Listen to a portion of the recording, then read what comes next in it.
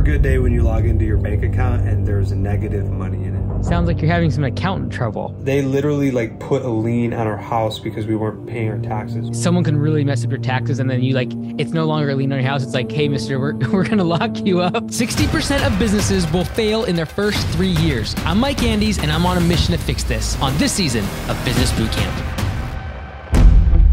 It's gonna be a great day today. Good morning, all of you beautiful people out there. I got one thing to say. It's my birthday! Happy birthday!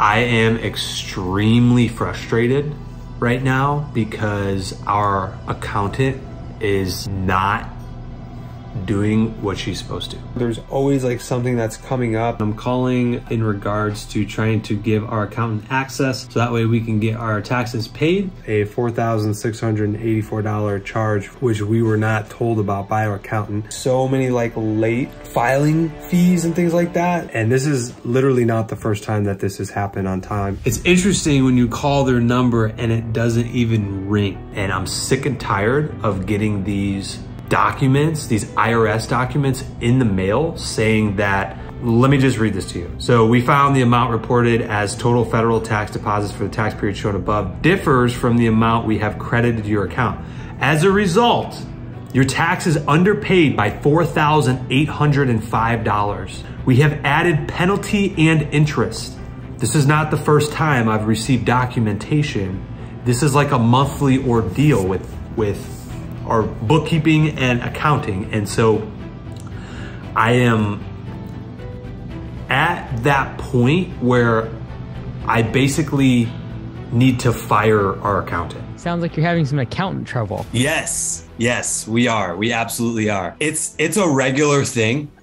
We have late fees and like late filing penalties, like literally probably once a month that comes in, like so much so that, and this happened like a few months back, but like there were so many missed tax payments and stuff like that, that like the IRS actually had put a lien on our home residence.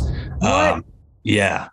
And I distinctly remember that day because I got the paperwork in the mail and I had a very swift and brief and quick visit to her office. No appointment, nothing. I like busted in her office, like nicely, right? But I like went in there and I'm like, what is this? Like, and like, it was, oh, I'm so sorry and all this stuff. And like, I mean, she's like a really good, like I like her as a person. She's helped us get to like where we're at today, but I think we're outgrowing her. So like, we definitely have to look at other avenues of like accounting and basically like filing and run and like using a CPA and stuff like that. So this has been literally going on for like 2 years. Literally, like what I've told her is like, I need you to file all of this stuff. I don't even know what to file. And that sounds horrible as a business owner, but there's sales tax, unemployment tax, payroll tax, and like a ton of other tax. I have no idea.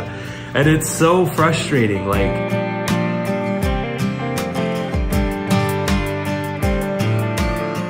Does she do your payroll and stuff like that then too? we're underneath her account on QuickBooks, which this is what makes it kind of hard because when we switch, we have to like resubmit all the paperwork and everything. Yeah.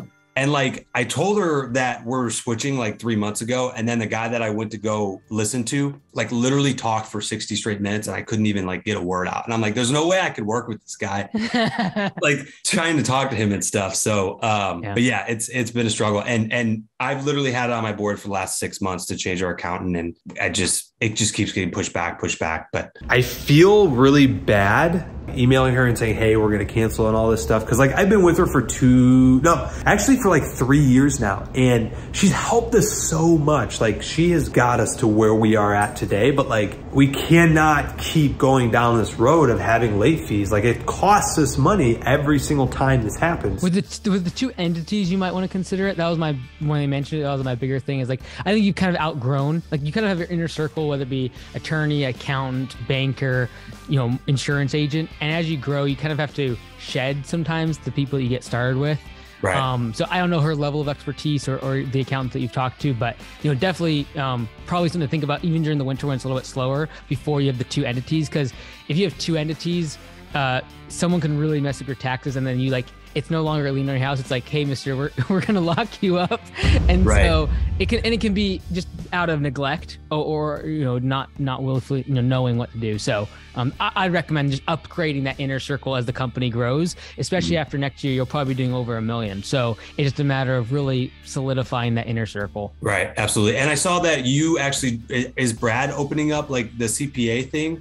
So that way he's like taking on bookkeeping and stuff like that. So yeah, home service CPA, he does the tax side. Lisa and the team, they do the bookkeeping side. So feel free to check it out. They can at least give you a kind of what their thoughts are on it. Okay. And I actually think that you wouldn't lose as much as you think when you switch out of her QuickBooks account. So they can talk to you though and look at what you got. But she always gets me out of these binds with QuickBooks and other people's accounts. So just talk to her. At the end of the day, like we're doing business, and I need timely filings and not late fees getting tacked on and stuff like that.